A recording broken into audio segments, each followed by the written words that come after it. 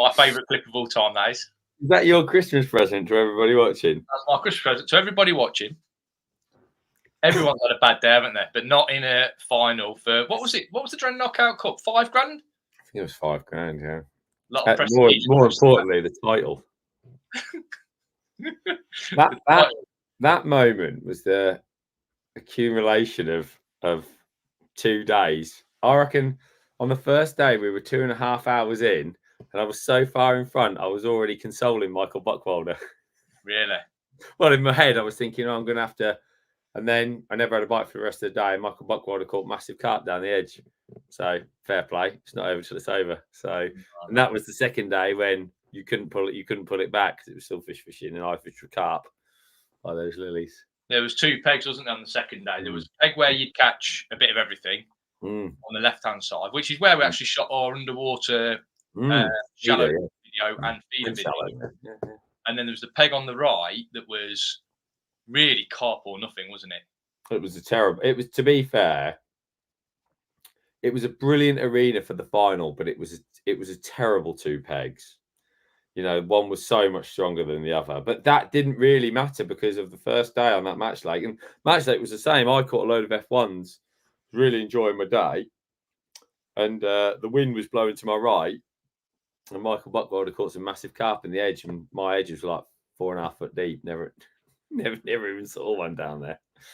No, never mind. Anyway, thanks for that. Thanks for bringing back those memories. It's not a competition that just anyone can win, is it? That's right. Make the final twice. Well done. But some people have won it, Rob, haven't they? So, I think you won it the year in between I was on the final.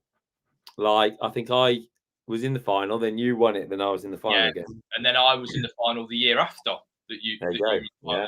There you go. And didn't do any good and went home with the ump. Did you break a pole? Big time. No, I didn't break my pole though. Good afternoon, ladies and gents. Obviously, this is the weigh-in. We're going to talk about anything you want to talk about fishing related. We're going to talk about our weekend because we've had our week because we've had a really interesting week. Busy week, haven't we? A busy week, Rob. We're going to talk about also what we've got coming up in the next week, because over Christmas we always try and go to town with the extra content over Christmas period, because we know a lot of people off work. Some of you will be sitting at home twiddling your thumbs. You've got maybe a great time with your family ahead. Maybe you've got a little bit of a slow paced 3 or 4 days with your family ahead as well, that you might just be thinking, God, I could do with getting away from these for a little bit. So we try and up the content, and we've got some proper crackers for you, including obviously 2 videos going up over the Christmas period on the website and on YouTube, underwater specials, which are amazing, like the clearest. I'm going to find a clip while we talk about our week that we've had, but I'm going to find a clip, so I've got a clip that we can use and just show someone, give them a bit of a taste of what's going on. The clarity is ridiculous. If you are thinking about something to do over Christmas, join, because you will get to watch those amazing underwater clips, if nothing else. So it's they're both like nearly an hour long, so it's like best part of 2 hours of underwater footage, because the underwater footage is on most of the time, so it's mega stuff. What you need to do, Lee, is just quickly talk about your weekend, because my weekend was a little bit rubbish.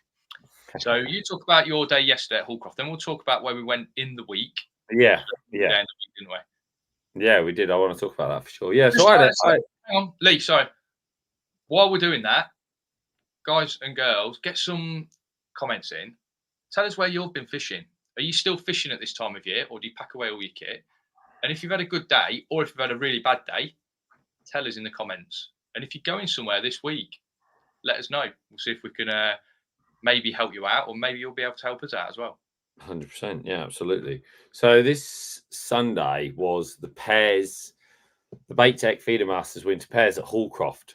And it's a really massive, it's a brilliant competition. It's evolved. This is actually the 7th year.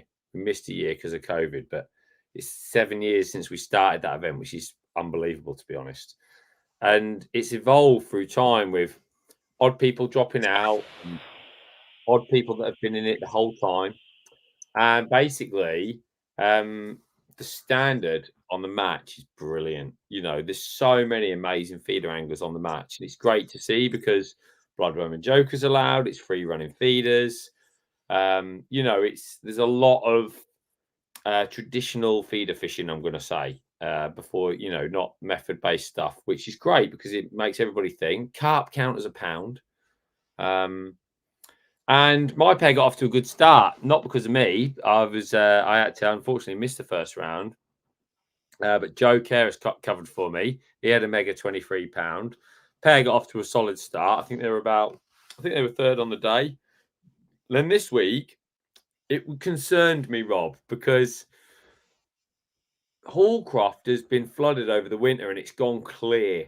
And because of the clarity, I'm not going to say it's like proper tap water clear, but it's a lot clearer than a Hallcroft would usually be over winter. It would usually be carrying its colour from the summer a lot longer. But we had some mild weather. And this happened on the first round. When we get some mild weather, the bream that are the main target, they really love a chew. And what happens is, as bream do, they congregate in different areas of the lake. So I was like, we need at least one of us to be on an area where you're going to be able to catch a decent weight, because there's a good chance some pairs can put two decent weights together and then you're in trouble. So I drew peg 11 on bridge, which you know as well as I do, Rob. It was always a decent area for like little skimmers. And I would say going to the peg, you could almost, in the past, £10 if it's a rock hard day, maybe 14, 15 if it's a brilliant day. And that would often be good on the lake. You know, I've drawn there a lot and I've often been one of the best weights on the lake just by getting my head down and fishing and catching a few fish. But I was worried because those little skimmers haven't been feeding. There was a really warm wind blowing down into the big bowl. And you were opposite me, weren't you? Yeah, so, opposite you. Obviously, there's a huge island in the way, but obviously I'm opposite you, sort of like same part of the lake.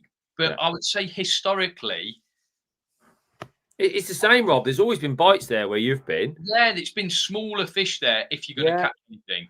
I've never really seen like a load of bigger skimmers turn up there, but it's been the smaller. I've seen loads of like, again, 10, 12, 14 pounds there, but I've never seen anything bigger than that. But that's usually great in this league. That's usually great. So, you know, when I sat down, you know, I just felt, because those smaller skimmers, those sort of like under 12-ounce fish haven't been showing really. Yeah. I felt that I was up against it a little bit because big time. I didn't feel that those bigger fish were in that area. Big time. My sort of approach was aiming to try and catch carp, really, for at least for the first half of the match. Yeah. I hooked 6, managed to get 4 out. 2 of them went round an aerator to my left, which give you £4, because obviously they count as a pound a piece.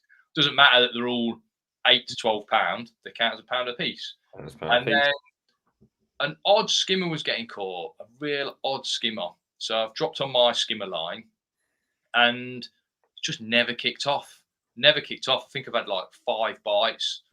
One's fell off. I've missed 1 bite, and I've ended up with 3 skimmers. It was like, pulling teeth. Yeah, pants really. It's got better to my right, definitely. I tell you who's done really well, Rich Vaughan. He was to my left, and he's really sort of ignored the carp. He's been in between me and Matt Godfrey, so he's sat down. He's giving it all. Oh, I'm up against it this week with you two lads, but Rich is doing great at Hallcroft, and I knew that he was, you know, got a feel for the venue and he was going to catch some fish. And he's just sat there really patiently, and he's just had an odd bite, and he's managed to get to like 12 pound of an odd nice skimmer. He's had a carp as well, a big perch, just nice fish, but really patient fishing. He's done brilliantly. But then obviously, like I say, as it goes to my right towards the big bowl area, that's where those weights have been, like proper weights. Same on your bank, isn't it? As you get 100%. To that. So I mean, I've always caught short there, but you can see the fish. You know if the fish are there, and there was no evidence of the fish there. And basically, I had no signs or indications or nothing really. And I ended up not catching a single fish in my half of the lake. So I fished 30 meters, like to the other side, if you like. And I fished the Rich Vaughan match. I put a bigger feeder on. I sat dead patient. And I've been lucky, really lucky, right? I've had 2 better skimmers. I'm calling them bream. They were £2. One was £2. One was £2.5. I've had another dozen like mixed from 6 ounce to a pound. Towards the end of the match, I tried to catch fish short. I tried on my shorter lines. I never had a bite, not a single fish, right, on any of my shorter lines apart from one scratty perch. I'm not counting him. And like with like 6 minutes to go, I chucked back onto my long line, and I'd had a couple of chucks there, and I just put the rod down, and like with 30 seconds to go, I've had one like nearly £3. So I was like, right, that just about sums my day up. I've had 3 fish for £7, and I've weighed £14 with the other fish, and I could have quite easily have weighed £7. You know, maybe just if those 3 fish were 12 ounce a piece, I'm weighing £9, you know. So it was a really interesting day. But interestingly, I always like to be busy at Hallcroft, Rob, but I was dead, you know, I was like proper slow motion, like almost treating it as a bream fishing match, which when I then look at the weight, so as I went further down, there was bream. So I weighed like 15, 21, 15, 15, 19, 32. Alan Norris had £32. He had 20 bream. And it's one of the reasons that we created the league in the first place, you know. Like, I always say, what you're trying to do in a winter feeder match is get a few bites. And we nobody wanted to go to Southfield because it was like a bite or no bites. And obviously there was mass blankings and things like that. So we basically tried to move the whole of that circuit to Hallcroft and say, well, look, if you fish for bream here, on a rubbish day, you'll get 5. You'll have 5 bites. Might be a 10 ouncer, a pounder. And when, you know, nobody blanks, might be 4 carp and 3 other skimmers.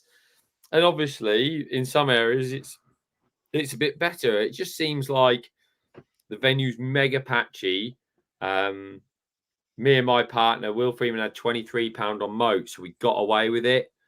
He's had 20 or 21 skimmers for £23. So he's had a nice day's fishing. Again, not, you know, usually 20 skimmers, saying £10 at best, maybe 8. The fish that are feeding are a good stamp. That's for sure. Totally different. So it's made it really interesting. And there was a massive weight. Luke Armitage and Brian Searle had £55 between them. They're now second in the league, and Ben Holmes and Chris Greensides have got £92, which is, so they've averaged £22.5 a man so far in the league. So that's amazing fishing, I think, for this time. It's absolutely brilliant fishing. But it's just very patchy. So yeah, but obviously, hopefully, it's December. Hopefully, everyone gets a turn to have a few bites. Well, that's what I think. And you know, usually I would say, oh, Chris and Ben, that's it. I think they're £15 in front of us, and we're third. That's a massive gap. There's a potential though that they could have 2 or 3 bad matches because of the nature of the fishing. They could easily have a £15-20 week, and we could have a £30-40 £50 week. So it's just how it is. So yeah, it's going to be really interesting. I love going there. I love that league. I just think it's like, it's so easy. Just get your feeder rods out. It's just so easy, you know. Draw at 9, fish at 10:30. It's great, really great. Right, so, yeah, I'm going to see if I can put this on. Go on then. Let's see if I can put it on. It should be actually. Oh, nice. Yeah, that is the first. There's 2. There's 3. Hang on. There's more than one. Oh my word! Did I? No, you haven't spilt anything. They are head down. So what have you struck at there then? I had a beautiful indication. I thought that was on. Oh well, now they are head. Turn the sound down so we can have. Look at that footage, Rob. Look at that. Right. So this is obviously how I want my bream to be feeding at Hallcroft every week. But they're not, for whatever reason. So this is obviously the underwater footage, just a snippet of it, and it is literally like this for nearly all of the video, by the way. and it clears up. You can see everything so clear. You see them suck the hook bait in. This is what's coming your way. It'll be released on the 21st. You'll be able to join, obviously, watch it through the members section on the YouTube page. If you're not a member, hit the join button that's on the actual homepage, or Edge homepage. You can watch it through the website, and it'll be big fish feeding on pellets and corn on the pole. If you're a commercial fishery angler, you'll love it because it's pellets and corn. If you're a natural venue angler, you'll love it because it's bream and tench. And we're fishing real time. We put the bait in front of the camera. We hook the fish in front of the camera. We watch the fish feeding in front of the camera. We see their reaction once you hook a fish or when you spook a fish or whatever happens. It's brilliant in front of the camera. It's incredible. It's amazing. The footage is amazing. So that's what you're in for a treat for. There's a great moment in it as well that you get to enjoy. Basically involves me laughing a lot and Rob with his head down. So you can imagine how great and how happy I was. Yeah, it's that pole breaking, isn't it? At the start. It's very, very similar. This will go I think you've treated him enough, Rob. Do you think so? I do, yeah. Oh, yeah. I won't let anyone watch anymore then. There's a beautiful shiny minute, I feel like they're going slow motion fish taking the bait in, like right in front of the camera, but we're not going to let anyone watch that. So that's what's coming your way over Christmas time, and there's obviously loads of other stuff on YouTube, just on our free page as well. So on the main YouTube site, loads. Yeah, so let's tell them about that then, Rob. Let's tell them about our exciting adventure on. So last week on Friday, we wanted another live match to put out on YouTube, and we thought we need a live match. We need it to be a decent match, as in quite a prestigious match. There's not loads and loads of prestigious matches around at this time of year, but we found one. Langold Lake, feeder fishing at Langold Lake. It's the Guru Feeder Cup. There's 10 grand for the winner of the final. Loads of other places, money places. Fortunately, I qualified for the final. So this time I could sit behind Lee, obviously watch his every move. There was also on the match, Nick Speed, Mick Viles, Steve Ringer, loads of other top anglers as well that we can. Steve Whitfield, Rob Perkins. Yeah, all of them, yeah. Literally, I stood behind them, talking to them on the phone, looking at the bait trays. I've walked around the whole lake. We've got a real insight into what was going on. Really detailed that is, and it talks through. Everyone's thinking it was a tough match. It's a great result. Do you know, Rob? I drove home from that day. I mean, we don't need to make. It's not a secret. It was a mega hard match. Mega hard. But can honestly say I drove home thinking I've really enjoyed that because it was so hard for everybody. But I just felt like I could get over the line. So you have to watch it to find out. But it was, I really enjoyed it. It was weird. I shouldn't have enjoyed such hard fishing so much, but I should definitely go back there. I enjoyed it. I enjoyed my day. It was really, really good. And we'll just go through these comments, then we'll talk about where we went the day before, because we had a lovely day the day before, didn't we? We did, yeah. Dino, hi guys, loving your content. Quick question. I'm on the Boston Christmas match next Saturday. All out feeder for me. Best distance to start at, 50 meters, or where the fish show. Is that right? I think it is right, Dino. I think you're looking for fish while you're setting up all the time, keeping your eyes and ears open because you might hear one bosh out. Little bubbles, and I would start generally depending on what the wind's like. If you've got the wind into your face, I'd probably start at like a little 20-meter plot. Just see what happens. I don't see any problem with not catching a fish on your first cast. But what I do see a problem with is going to 50 or 60 meters straight away and potentially casting over the fish. It's better to work your way out to the fish than cast over them at the start. So try and read the conditions. Just because everyone thinks of Boston as this big open water where you've got to chuck a long way, that's not always the case. So if you've got a nice wind on the water, I think it's going to be a little bit drizzly on Saturday, a bit of rain. You might catch really short. You might be surprised. Yeah, I once had a golden rod qualifier there, Rob, in December. And I drew on that back wall, that damn wall. And because everybody was casting in, literally my maximum cast was 35 meters. Any further, and I was almost like going past them casting this way. And like they were casting to the middle. It was horrific, to be fair. And I started that day at 27 meters because I knew 35 was my max. And the wind was, I'm not going to say warm because it was December, but the wind was in my face and it wasn't that cold. And I just had odd fish, 27. Then I caught some at 30, like one at 30 and two at 35 at the death. And if I'd have gone 35 full bore to start with, I wouldn't have won the match that day. So that, good advice that you've given Dino there. Right. The lunchtime fisherman. We know him very well. Top man. Afternoon, Dave. Morning, lads. Love the chats. Great entertainment. Afternoon, chaps. Phil Scott. Good afternoon, Phil. Darren. Good afternoon. Ian C. Wrapping the dog's Christmas prezzies. Oh, she loves a squeaky pig. Sounds fantastic, Ian. Afternoon, boys. And he's going on the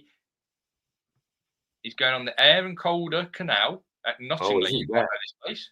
Yeah, I do. Yeah, I do. Yeah. Roach. It's been colder. Hopefully, now it's been colder. Hopefully, catch on bread punch and liquidized bread feed. Will he catch on it?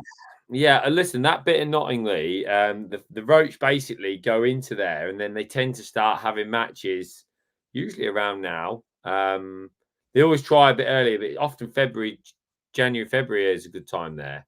Midweekers, double figures.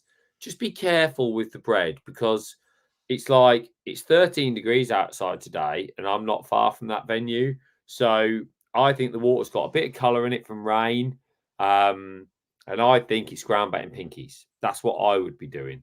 And if I would take some bread, because I think you're going to stick it back in the freezer, and if I got there and I could see at least a foot down, so if I could see into the water, I can see my drop a pinky in, and I can see it like more than 30 centimeters down, then maybe I'd consider bread. But I've got to be honest, I'd be ground bait and pinky and Nottingham at the moment.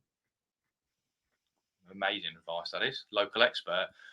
Dino this is the same Dino that's been going to Boston, by the way. He went Coopers on the Winter Classic the other weekend. Had one bite first 10 minutes, and that was his lot. £10 won the match, loads of DNWs, and £2 to £3 weights.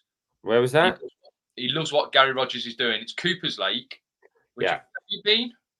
I've not been to Cooper's Lake. No, I know it can blow a little bit hot and cold, but I know it's Silvers, Gary Rogers on the Fly TV match. Yeah, brilliant matches. One of the best winter matches around there. So obviously Dino's found out what we've just been saying. It's December. Fishing is hit and miss at the minute. You've got to be on some fish without a doubt. So hopefully you draw on a pile next time. Wayne Harris, our club had a great day at Peatling Match Lakes, which was just around the corner from me. We all caught well. Match was won with over £70, but I only had £49 for fourth. Great fishing this time of year. Bite a chuck on his tiny ICS. Go on, ICM. He must be on the ICM if he's tiny. No, this is a tiny ICS. I'm thinking of going to Earlswood for the F1s. What peg did I sit on, Rob? And is it a good area? There's two car parks. One is where the beautiful houses are. Round the back, small car park, and that's the place I usually go. The house is back onto the reservoir there. There's a little ditch behind. And if I'm going, you probably want to sit maybe 2 or 3 pegs up as you go in. I think that's going to be the best sort of area for winter fishing there. You'll catch loads, mate. Earlswood is ran with F1s now. You'll catch loads of fish chucking your little ICS again. No fishing, working flat out now. As Darren Hill this is. He's no fishing for Darren. I thought you were going to say it was Santa. Yeah, he could be. He's working flat out, getting everything ready. You're a Santa in your free time, Darren. But he owns a restaurant, so Christmas is mental busy. But he's got the itch for Boddington, long range, as it's only 15 minutes from me, or Dennett's at Daventry for a few carp. I think Dennett's is the old Hayfield. Not Hayfield, Hayford. 16-metre wide, long pole, floating pole. I never went there. I'll tell you what, that would be a nice shout for a video, I think, because obviously if you've got on venue, not many people are going there anymore. Nice shop on site. Could be a good shout for a video, that is. So I think wherever you go, Darren, sounds like if you go Boddington, they caught loads of fish there on Tuesday, apparently. I was talking to Steve the other day. Loads of fish on Tuesday, not so many at the weekend. So obviously more pressure on it at the weekend. On Tuesday, brilliant. Up in the sanctuary from like 90 to 100, those sort of pegs. Good tomorrow. It'd be a good open on there tomorrow, I would have thought. Yeah, it'll be an open on there tomorrow. It'll be good, yeah. David Bailey, afternoon, fished the open at Langold on Sunday. Practice for the Guru Cup. Blowing a gale, 12-ounce small fish. He caught 12-ounce. Yeah. Small fish, struggled to see the bites. Well, it was not black calm when Lee fished it. And when I stood behind him, he was struggling to see the bites. So you're not on your own, David. Tiny fish, aren't they, some of them? Unbelievable.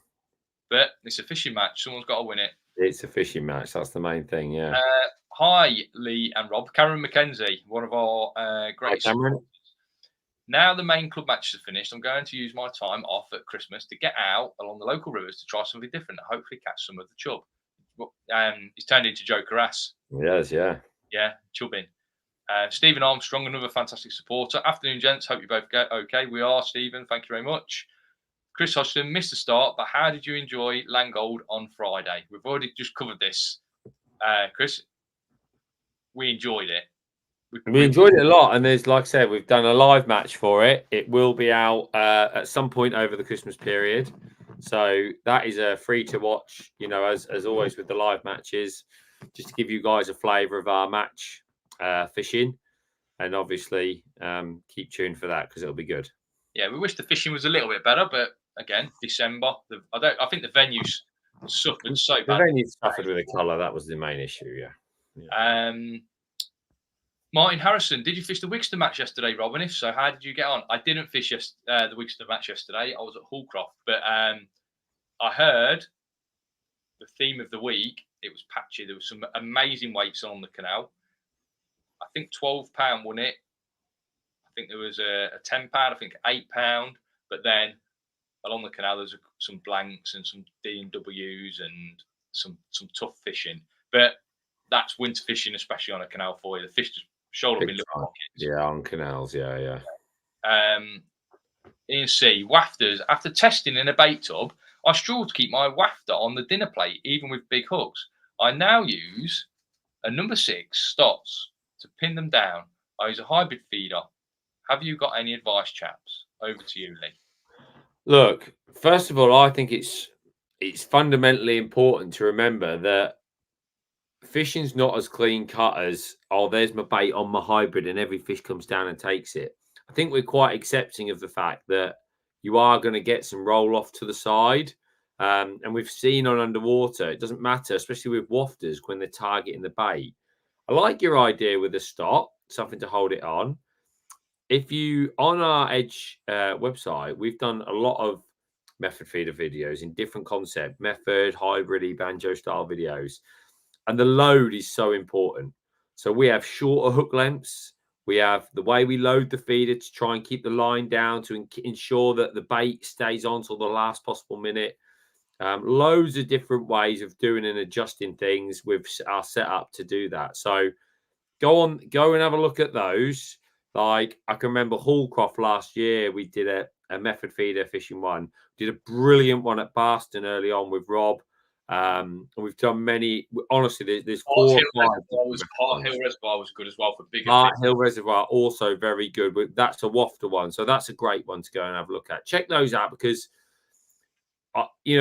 I'm this one of the most. It's really weird. I don't do a lot of it at this time of year. I tend to do it in the spring when Feeder Masters comes round. But I can honestly say 4 or 5 years ago. Like 10 years ago, I used to love method feeder fishing, maggots on the hook, and I consider myself very good at it. Then I sort of like got lost in the wilderness a little bit, and me and Rob started doing these videos and pinging off each other. And now I think the last 3 or 4 years, Rob and I have both qualified for Feeder Masters many times, fishing in that style. And we've got a lot of confidence in it because of what we've done with the underwater and that. So it's worth checking those out because you can't really just, I don't want to give you like 3 hours of information now, but it's worth having a look because it's definitely caught us more fish, Rob, hasn't it?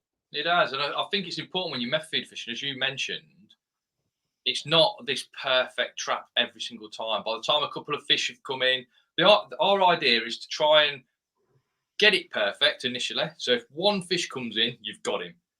But so often, there's 2 or 3 fish in your peg, there's fin movement, they're moving your bait around. You've not got it perfect every time. All you can do is try your hardest to get it perfect when it first goes in, but then you've got to be sort of accepting that it is going to be your trap's going to be sprung at some point. Mr. Tonks, hi guys, have a great Christmas. Can't wait for the coaching. Oh, he's fishing Barstow Winter League. Bit of a struggle, but could do with a decent draw. 40 meters has been my best line. Where's Barstow? I thought Mick was going to say he was fishing again, Rob. He likes to. Yeah. We had some on the bank coaching, didn't we? Live coaching last time. Yeah, if one man I wish a happy Christmas to, Mick Tonks. Happy Christmas. You really looked after us this year. Thank you. I don't know where Barstow Winter League is, so let us know where that is. I don't know where it is. Yuri Lamers, it's not really relevant for today's fishing when summer edge fishing, it keeps losing fish using hybrid elastic. When switching to hollow, I didn't lose nearly as many. Is your experience the same? Yes, it is, Yuri. So a nice thick hollow elastic, something like a 17 hollow or a black hydro or a red hydro, something like that powers up nicely, is brilliant for edge fishing. If you're fishing with a hybrid elastic, you need to go super heavy to get control of the fish, because I think a lot of the time you're not setting the hook properly with that elastic. And when you're using a really soft one, the fish builds up such a fast head of steam before any pressure gets on it. It's too fast when it's reaching the limit of that elastic. So I agree. 17 minimum for if you were using like a Duraslip hybrid. But I'm the same as Rob. 15 or 17 holler. That's for me like just the king. Do you use your hybrids at this time of year? Because I like to use a hybrid this time of year. I think the hybrids are really good for. I think the hybrids got a big place in fishing. I really do. Especially like shallow fishing, where the fish run off and they go deep. There's definitely less pressure on the fish at that time. If I was winter F1 fishing, some of the light hybrids be fantastic. Just swim off, fish swim off. They don't do anything. Brilliant. When it's full bore summer bagging, I am a hollow man, without doubt. Okay, superb. So Mick Tonks will just look down. It's not Bairstow, it's the Boston Winter League. I thought he meant Boston Winter League. Yeah. I thought it was was that his typo or your mistake, Rob? It's his typo, definitely his typo. Oh dear. Wayne Harris says, cheers. Right, you'll like this, and I love this as well. Langold, Dave Bailey. Obviously, he went, caught 12 hours, couldn't see the bites. Says the peg next to him caught the £5 sturgeon. No. Right, that £5 sturgeon has spent more time on the bank since it's gone in that lake. I didn't even know it was in there. I didn't even know it was in there, Rob. I had a fish for it. Right. So the week before I went, Langold, they found that a sturgeon had gone into the lake. Massive lake. They found this sturgeon had found its way into the lake. £5 it was. And during that week, it had been caught twice before I got there. Yeah. I fished the match on the Friday. So it's already been caught twice in a week. I fished the match on a Friday. After an hour, word comes down the bank. There's a guy down the bottom end. He's winning it with a sturgeon. Right? So it's come out 3 times now. Wow. A week after it came out. Right? On this lake that, I don't know how many acres it is. 60, 80 acres, this lake. Stupid, ridiculous. So it's been out 4 times in 3 weeks. And then obviously this weekend, it's come out again. I've got a great story about sturgeon. I went to Poland fishing for him on a pole, and this is the first time I went and did it. They were like up to about £25. Like they were lovely fish, but like a load of like 10, 15 pounders. Great, really exciting stuff. Anyway, in like a 12-hour day, we caught 10. Like lost a couple, but landed 10. Anyway, the owner's come around. He's saying, "You're having a good day." Like amazing. We've had 10 sturgeon, and he's like, 10. Like, yeah, 10. We've had 10 different sturgeon, like, definitely. And he was like, I've only stocked 7. So we've been catching them twice. So they've been like literally catching them, putting them back. They were doing a lap and then coming back round to our bait. Incredible. Obviously, they just obviously don't mind getting caught. I don't know what it is. I think they're just like, I don't know. They're funny old fish. They really are. Second time I went, Rob, I had some massive fish up to £60. It was brilliant. Yeah, I'd like to catch a big one. I've caught one. Yeah, you'd like it there. It's good fun. Yeah. Caught one out of the canal, Loughborough Canal once. That was my only sturgeon. So yeah, Mick Tonks says Boston. Ian C, thanks guys. This is regarding the wafters, the hook bait. he's probably overthinking it. Maybe you are. I think sometimes we try and overthink a lot of things in fishing. It came out of peg 3, so peg 3 is just past that hut on the opposite bank to you, Lee. Is it? Oh, right, yeah. So not far from where you were, Rob. No, not far, a bit further down. It's I'll tell you what, that's probably where it came out when it was caught. I think it's been on that bank each time. It's been on that. Might go and have a pleasure session there and see if I can target it. Wayne Harris, where is Langold? I might go for an open. I might go there for an open. It's between Sheffield and Rotherham. Yeah, that's my roughly. I'll probably get hung for saying that, but it is between Sheffield and Rotherham. Yeah, Sheffield and Rotherham. I think you're about right with that. Scott Preston, top angler, being the Welsh feeder team with before we know it, when they put a team in the World Champs. Enjoying these chats, boys. Have a great Christmas. What a nice. And you, Scott, have a good one, mate. What a nice guy Scott is. So we went to a beautiful place. We had a few messages because we wanted to catch a big roach, didn't we, last week? Big roach. Big roach. And we asked a few people, where's the best places? We're still looking for places, by the way, because we didn't. Well, we can't ruin it, but we didn't catch the £3 roach of our dreams. We definitely did not catch a £3 roach of our dreams. No. So we want to go and catch a big roach feeder fishing. And we want to go and have a nice day's fishing. So if you know somewhere where there's a chance of that, let us know. We know it's a little bit like an impossible paradise, but let us know if you know somewhere. Yeah. But we had a few people recommend Woodland Waters. Pretty central for me and Lee, so we thought we'll have a day at Woodland Waters in Ancaster. It's a lovely venue. There's accommodation on site, there's a pub on site, there's a tackle shop on site. Amazing, great place to go. One of like I enjoyed my day so much, Rob. I wish I was closer to go fishing there. Just I'm not a massive pleasure fishing fan. I would go pleasure fishing there. It was absolutely beautiful. Brilliant. We caught roach after roach after roach. We had some nice fish as well. Yeah. We were netting, I'd say, every fish in the end. Yeah. And we shot a little video. Basically, who catches the biggest roach wins our little Christmas get together. And we had a really enjoyable day, didn't we? Great day. I absolutely loved it. I was gutted that it had to come to an end. I was really enjoying myself. Maggot feeder versus ground bait and window feeder. Be interesting to see what people think, whether maggot feeder in the winter or ground bait, casters, worms, that sort of thing would have worked best for roach. Because I think we both thought, but I think we both got it wrong, didn't we? I think we both got it wrong. So it's good. It was good. I really enjoyed it. It was a great day out, and I recommend anyone who's looking. If you're looking for a day's fishing, that is a great place to go fishing. A great place. I'm telling you now, lovely pegs.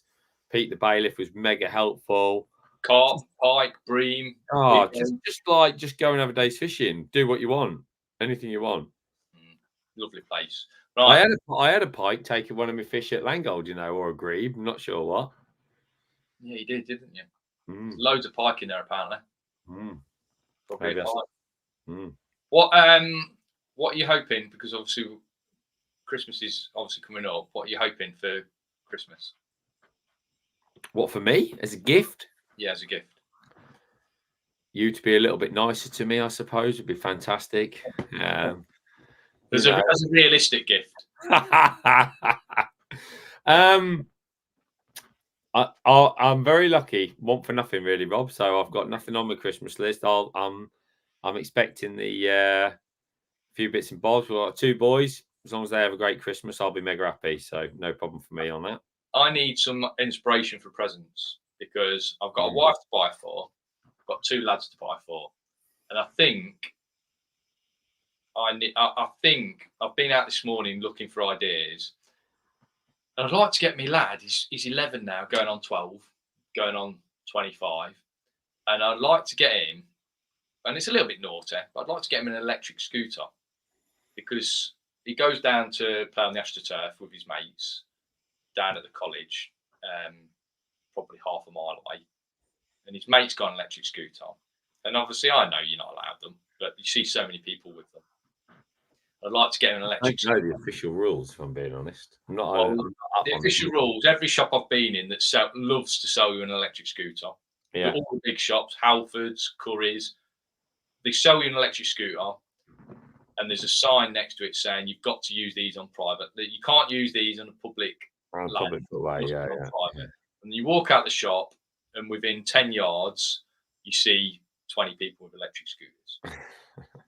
Right. So in a world where we're all trying to be greener, apparently, and I imagine in 10 years' time, everyone is on an electric scooter. There's like hireable electric scooters, isn't there? No, they're legal. If you hire them, that's what I find quite bizarre. You can ride around on a hired electric scooter, but you can't buy one yourself and use it. But they're selling them everywhere. They're selling them obviously everywhere.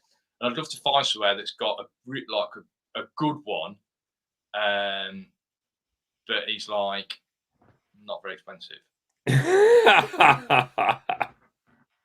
If there's any Trotters independent traders out there that have got some electric scooters, then let me know. What are you hoping for, Rob? What am I hoping for? That's a good question, isn't it? Good peg at Hallcroft? No, honestly, you can't just wish for stuff like that, because you just get upset when it doesn't happen. I'm thinking, what am I hoping? I don't know. You know, like you, I'm really content. If I wanted something, I'd go and buy it. I'll tell you what I've asked for, and my wife's bought them. Some boots. Vast do these all-weather, all-season boots, I think they're called. Okay. And I was with Phil Ringer earlier in the year, and he said to me, "These are the best thing I've ever bought. I got a pair of these Vast all-weather boots. They're like ankle boots." Okay.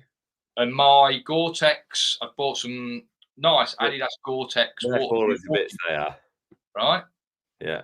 And the sole's starting to come off them. I saw that on Thursday. I thought, you look like a hobo. Your sole's falling off. Sole's starting to come off them walking boots. So I thought, if I can get some like these Vast all-season boots, they're great. I think maybe some nice new clothing as well, Rob, would be nice for Christmas, wouldn't it? Wouldn't that be amazing? Yeah. Like some. It's not like a new jacket or something. Yeah, be nice. Not coming time though, is it? Never know. All right. Well, sounds very good. Is it going to come in time? Not to my knowledge, no. Okay. Oh, that's a shame. Yeah. Well, you never know. Terry's chocolate orange. That's the only inspiration we've had from E&C. If I get a Terry's chocolate orange, I don't know what I'll do with that. Not really keen on Terry's chocolate orange. Will you be going fishing, really, over Christmas? Sorry? Will you be going fishing over Christmas? No, I tend to have Christmas off. I used to love Christmas fishing. I've been barbling a few times in the past, but just a lot of traveling with different family members in different areas. So do a bit of traveling, catch up with the family. I tell you what we should do, Rob, on our next live, we should do a bit of a recap of 2023. That would be a really interesting one. Get some photos of it'd be good. Yeah, things that we've done well in. Yeah, it'd be great, and everyone else can chip in with their. I'd love to see their people's highlights. All you guys who watch, your highlights for this year would be amazing. Yeah, so we're just going to end with my favourite video of the year, my favourite video of the decade. It's like 9 years old video, but okay, yeah, go on. Until next time, folks. I think we won't be doing anything over Christmas. It'll be the new year now for our next live, but there's loads of videos going on. Don't worry about that. You've got to stay tuned right till the end for this video coming up. It is an absolute beaut. If you missed it at the start, you can watch it again. If we don't see you before, Merry Christmas. Enjoy.